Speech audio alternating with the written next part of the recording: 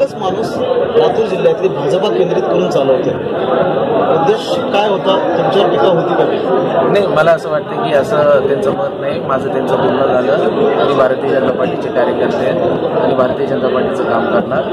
आणि मी आपल्याला सांगितलंय की व्यक्तीच्या अवतीभोवती आमचा पक्ष कधीच नसतो आणि भविष्यात कधी राहणार नाही. सर्वांचं मत आहे. ही रचना असते, रचनेमध्ये एकाकडे एखादी जबाबदारी असते. त्या जबाबदारीमध्ये आज माझ्याकडे एखादी जबाबदारी असेल, ती जबाबदारी अण्णांकडे असतील, आज अण्णांकडची जबाबदारी होती दादांकडे असेल. या जबाबदारीमधला हा भाग असतो. मग असा हा काही विषय नाही. सुधाकर शृंगारे की सुधाकर भालेराव? सुधाकर शृंगारे. लिस्टमध्ये काय आलं? आपण जर पाहिलं, सुधाकर शृंगारे हे अधिकृत भारतीय जनता पार्टीचे उमेदवार हे त्या ठिकाणी पक्षाने विश्वास ठेवला.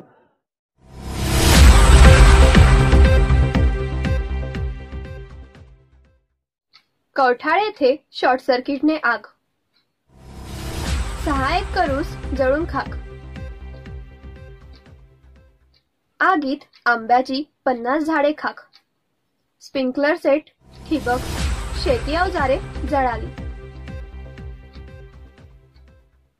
देवणी तालुक्यातील कवठाळ येथील शिवारातील ऊसाच्या फडाला शॉर्ट सर्किटने आग लागून 6 एकर ऊस जळून खाक झाल्याची घटना शुक्रवारी दुपारी 2 वाजण्याच्या सुमारास घडली आहे.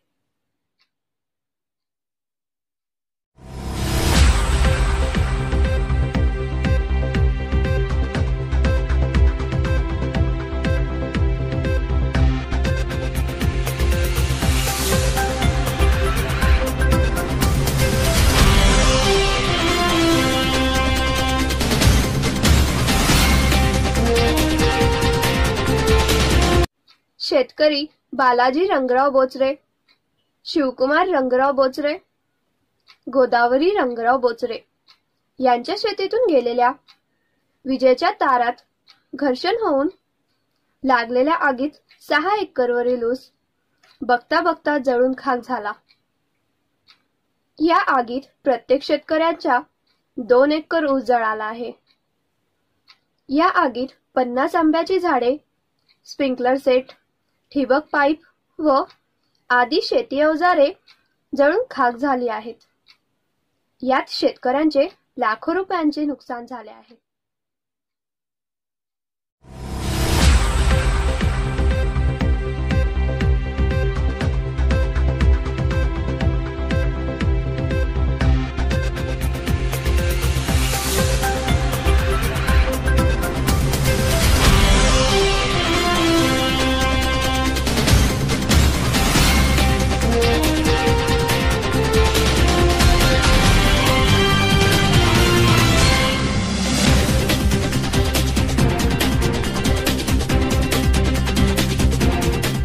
आग विझविण्यासाठी नागरिकांनी शर्थीचे प्रयत्न केले, तोपर्यंत 6 एकर ऊस जळून खाक झाला. दरम्यान शेतकऱ्यांनी घटनेची माहिती देवणी तहसीलदार यांना निवेदनाद्वारे दिली आहे.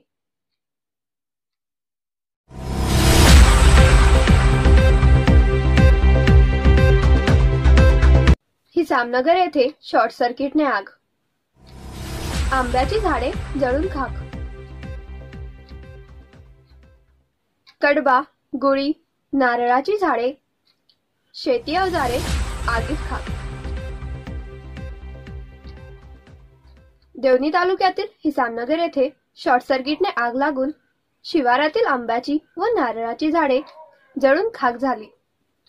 शिवाय कडबा, बनीम व गुळीची गंजीही खाक झाल्याची घटना शुक्रवारी दुपारी 3:30 वाजण्याच्या सुमारास घडली आहे. हिसामनगर येथील गुरुनाथ संगप्पा एदले यांची जमीन सर्वे नंबर 22/2 मधील आंब्याची व नारळाची झाडे जळून खाक झाली. तसेच कडबा, बनीम, गुळीची गंजी, स्प्रिंकलर सेट व शेती अवजारे जळून खाक झाले आहेत. आगीत सुमारे 2 लाख रुपयांचे नुकसान झाल्याचे प्राथमिक अंदाज आहे.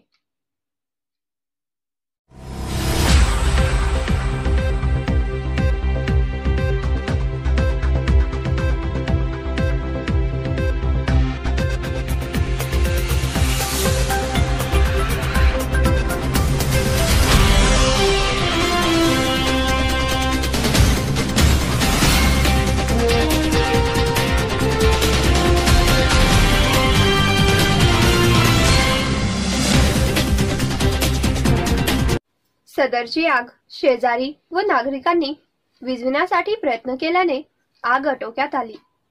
दरम्यान दोन्ही ठिकाणच्या शेतकऱ्यांनी नुकसान भरपाई मिळावी अशी मागणी केली आहे. देवणी तालुक्यासह लातूर जिल्ह्यातील चालू घडामोडीच्या बातम्या पाहण्यासाठी वास्तव लाईव्ह चॅनल सबस्क्राईब करा आणि दररोज पहा वास्तव लाईव्ह चॅनलवरील बातम्या. धन्यवाद.